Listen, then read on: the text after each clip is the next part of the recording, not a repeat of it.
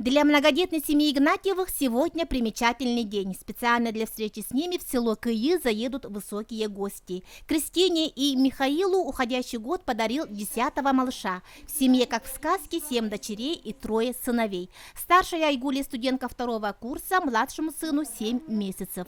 Игнатьевы с 2005 года ведут свое крестьянское хозяйство. С помощью средств гранта Минсельхоза 5 лет назад построили коровник на 100 голов.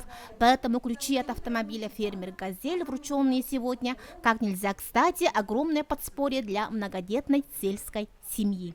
Машина нам поможет в хозяйстве, в учебе, в работе, в развитии нашего домашнего хозяйства. Мы очень рады, взволнованы, и наши дети особенно очень рады. Вторым пунктом визита Андрея Тарасенко стало село Черкех. Достопримечательность всего Улуса, музей под открытым небом, не остался без внимания главы правительства.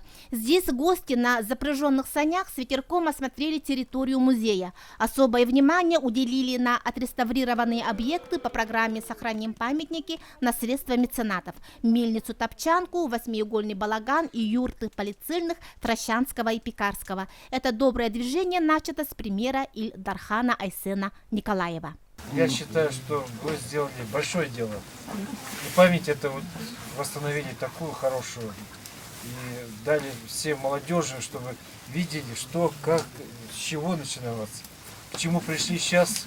В центре Улуса глава правительства возложил цветы на площади Победы и памятнику Аюнского. Затем разделил радость татинцев, которые перед самым Новым годом въедут в новый 4-этажный многоквартирный дом, построенный по программе переселения граждан из аварийного жилого фонда. Как городская квартира.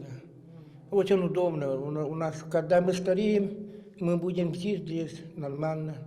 Главное, туалет, ванна. На улицу выходить не будем.